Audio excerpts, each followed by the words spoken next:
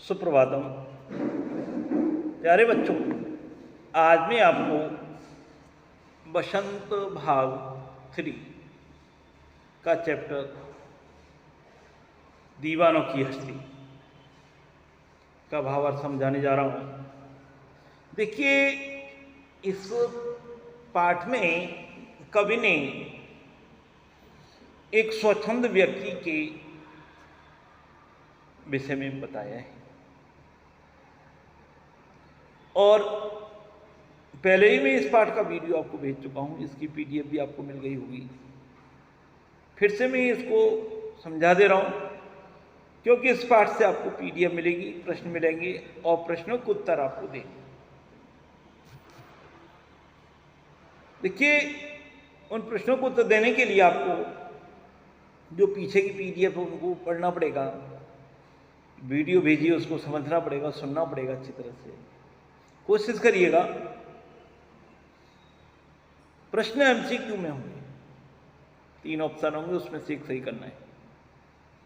यदि आप अच्छी तरह से ध्यान से सुनेंगे तो आपको अच्छी तरह से मालूम पड़ जाएगा, आंसर भी आपको दे सकते हैं।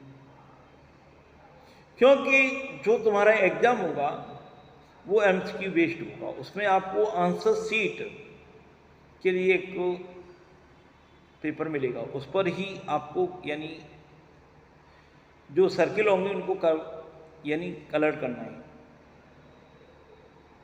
नोटबुक पर नहीं लिखना है, यानी जो ऑप्शन सही है उसको आपको पेन या पेंसिल जो भी कहा जाए उससे आपको यानी गोले बनाने, गोले रंगना है। क्योंकि 90 प्रश्न होंगे और 90 मिनट का पेपर होगा, इसलिए आपको अच्छी तरह से अभी से तैयारी करनी है। तो इसलिए आपके पास जो भी मैटर आता जाए किसी भी सब्जेक्ट का, उसे आप अच्छी तरह से तैयार करते जाएं साथ साथ। और जो वीडियो या पीडीएफ भेजी जा रही है उनको एक बार अच्छी तरह से देख लें। चैप्टर को पढ़ें, एक नहीं 2 बार पढ़ें, वीडियो देखें, पीडीएफ आपको अवश्य ही समझ में आ जाएगा। आप आसानी से प्रश्नों के उत्तर दे सकते हैं, क्योंकि एक प्रश्न का उत्तर देने के लिए आपके पास केवल 1 मिनट होगी। आप वहाँ अपना समय पास नहीं कर सकते, आप बात नहीं कर सकते। यदि आपको आता है तो आप कर पाएंगे, अदरवाइज नहीं। इसलिए अभी से आपको तैयारी करनी होगी। अब आगे चैप्टर शुरू करते हैं।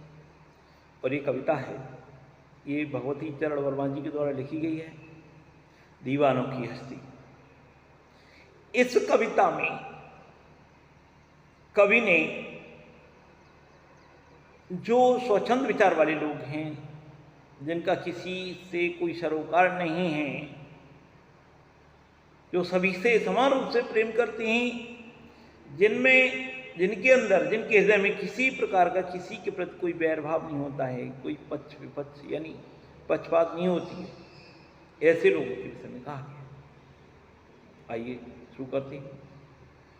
हम दीवानों की क्या हस्ती है, आज यहाँ कल वहाँ चले, मस्ती का आलम साथ चला, हम धूल उड़ाते जहाँ चले। हम दीवानों की क्या हस्ती, यानी कवि कहता है, कभी भी उन्हीं में समा दीवानों जो मस्त मौला आदमी है। हम तो स्वच्छंद विचार करने वाले व्यक्ति, हमारी कोई हस्ती नहीं है, यानी हमें कोई गर्व नहीं है,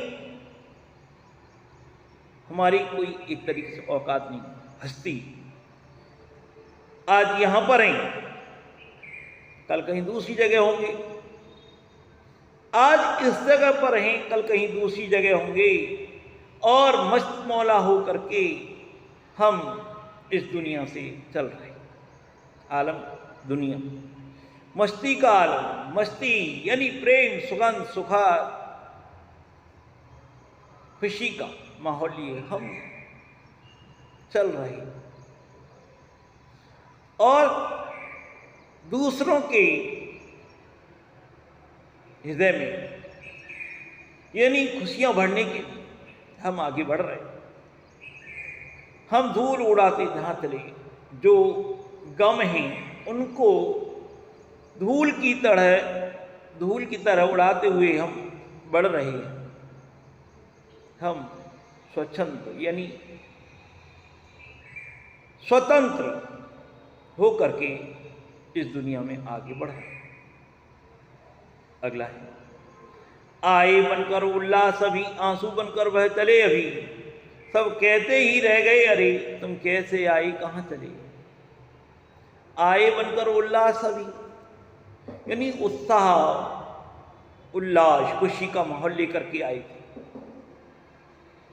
यानी दूसरों के जीवन में उल्लास और खुशी का माहौल लेकर के आए थे, मस्त मौला बनकर के आए थे और आंसू बनकर बह चले। और दूसरे के दुखों को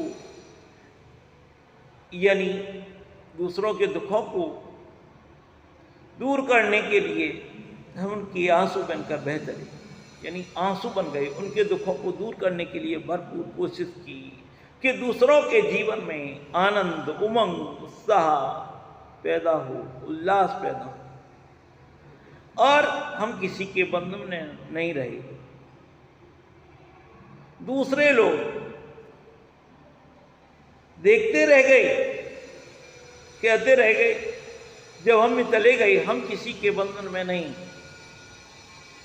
हमारे ऊपर किसी का बंधन नहीं होता है। सब कहते ही रह गए अरे तुम क्यों आए, कैसे आए थे और तुम कहां चले गए। यानी केवल देखते रह गए दुनिया वाले देखते रह गए कि वो आए, क्यों आए थे और कैसे चले गए। इस तरीके से आगे, किस ओर चले यह मत पूछो, चलना है बस इसलिए चले, जग से उसका कुछ लिए चले, जग को अपना कुछ दिए चले।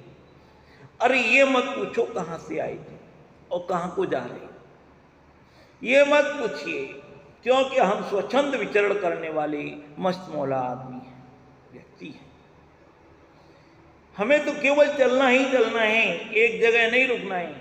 सभी के जीवन में खुशियां भरनी हैं, इसलिए हमें चलना है, इसलिए हम चल रहे हैं। जग से उसका कुछ लिए चले, हम इस संसार से कुछ ज्ञान लेकर के चले, कुछ ग्रहण करके, यानी ज्ञान को ग्रहण करके हम चल रहे हैं और इस संसार को ज्ञान देते हुए चल रहे हैं, संसार को खुशियां देते हुए चल रहे हैं, सबको आनंदित करते हुए चल रहे हैं। इस कविता में कहा कवि ने। आगे, दो बात कही दो बात सुनी, कुछ हंसे और फिर कुछ रोए, छक कर सुख दुख के घूंटों को हम एक भाव से पिए चले। दो बात कही हमने, लोगों के पास जाकर के अपनी बातों को कहा, यानी अपने सुख दुख को कहा, दूसरों के सुख दुख को सुना और अपनी बात को उनसे कहा, उनकी बात को हमने सुना और एक दूसरे के सुख दुख में सहभागी बने, कुछ हंसे यानी आनंदित हुए खुशी के समय, कुछ आनंदित हुए और दुखी होने पर रोए भी हम उनके साथ, वो भी रोए और हम भी रोए। आनंद के समय वो भी हंसे और हम भी हंसे, दोनों ही छकर सुख दुख के घुटू को, यानी सुख दुख के जो घूंट है उन दोनों को हमने साथ साथ पिया, साथ साथ ग्रहण किया। सुख दुख के यानी घूंटों को, सुख दुखों को सहन किया, साथ साथ हम एक भाव से पिए चले और हमारे अंदर का जो भाव है वो एक ही है, इसमें कोई सुख दुख का कोई भेद नहीं, एक भाव से हमने दोनों को पिया है।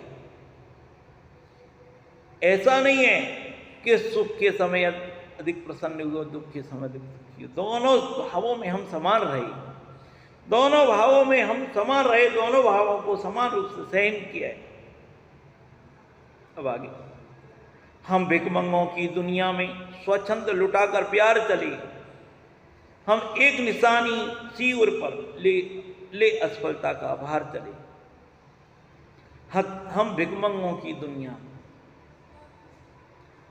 ये कवि कहता है ये जो दुनिया है वो स्वार्थी है, भिखमंगों की दुनिया है। यानी यहाँ हमेशा लोगों को चाहिए होता है, यानी हमें ये दो वो दो, सब मांगते ही रहते हैं। ये दुनिया कैसी है? भिखमंगों की है। संसार भिखमंगों का है, स्वार्थी लोगों का संसार है ये। यहाँ केवल लोग मांगते ही रहते हैं, स्वच्छंद लुटाकर प्यार चले। तो हमने उन लोगों को बिना किसी भेदभाव के उनको प्यार लुटाया है। जितना वो प्रसन्न रह सकते हैं उतना प्रसन्न रखा है। हम एक निशानी सिर पर ले असफलता का भार चले। कवि कहता है कि हम केवल यहाँ से जो लेके जा रहे हैं वो एक निशानी है, वो एक चिन्ह है असफलता का, जो हम अपने साथ लेकर के चल रहे हैं, केवल असफलता का। और वो क्या है असफलता? कि लोग यानी स्वार्थ से भरे पड़े हैं और आपस में स्वार्थ के कारण एक दूसरे को दुखी करते हैं। ये असफलता की निशानी हम अपने हृदय में धारण करके चल रहे हैं। और आगे, अब अपना और पराया क्या आबाद रहे रुकने वाले। अब अपना और पराया क्या आबाद रहे रुकने वाले। हम स्वयं बंधे थे और स्वयं हम अपने बंधन तोड़ चले।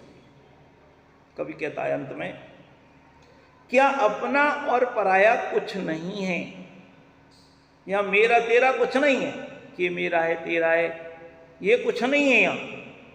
और उनके लिए जो यहाँ रह रहे हैं उनके लिए कवि ने कहा है तुम आबाद रहो, हमेशा खुश रहो, सुख संपन्न रहो, ऐसी कामना की है कवि ने।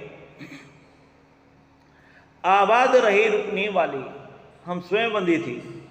हम, इन कवि कहता है कि हम स्वयं बंधनों में जकड़े हुए थे और हमने अपने आप उन बंधनों को तोड़ दिया, खोल दिया। हमने अपने बंधनों को स्वयं तोड़ दिया और बंधनों से मुक्त होकर के हम इस दुनिया से मस्त होकर के आगे बढ़ चले। इसलिए इस दुनिया में, यानी कवि कहता है स्वच्छंद होकर के मस्त मौला व्यक्ति आगे बढ़ता है। इसलिए कवि कहता है कि हम स्वच्छंद होकर के इस दुनिया में अपने बंधनों को तोड़ करके आगे बढ़ा। तो ये मैंने इस कविता का भाव आपको बता दिया। इस वीडियो को आप बार बार देखेंगे तो आपकी समझ में आ जाएगी। इसमें से छोटे छोटे क्वेश्चन भी बन जाएंगे, जैसे कि इसमें छोटे छोटे क्वेश्चन बनेंगे, जैसे कि दीवाने की हस्ती कविता के रचयिता कौन है, तो इसका आंसर होगा भगवती चरण वर्मा। और आलम शब्द का क्या अर्थ है? आलम शब्द का अर्थ होगा दुनिया, ठीक है। हस्ती का क्या अर्थ है? तो देखिए हस्ती का अर्थ अस्तित्व है, ठीक है, अस्तित्व लुटा करके जाना। स्वच्छंद शब्द का क्या अर्थ है? यानी अपनी इच्छा के अनुसार चलने वाला, ठीक है। ये सब क्या है? ये सब क्वेश्चन मैंने बताई। इस कविता में भिखमंगों का क्या अर्थ है? भिखमंगों का प्रयोग किसके लिए किया गया है? स्वार्थी लोगों के लिए, ठीक है। तो इस तरीके के छोटे छोटे क्वेश्चन आपसे पूछे जाएंगे, जिनके 3 या 4 ऑप्शन होंगे, उसमें एक सही होगा और वो आपको सही पर टिक लगाना है पेन से। उसके बाद आपको सही ऑप्शन दे दिए जाएंगे, भेज दिए जाएंगे, तो फिर आप उनको मिलान कर लीजिएगा। तो इस तरीके से मैंने आपको आज ये चैप्टर 4 दीवानों की हस्ती का ये भावार्थ सुनाया, इससे आने वाले क्वेश्चनों के विषय में बताया, तो आपकी समझ में आया होगा। धन्यवाद।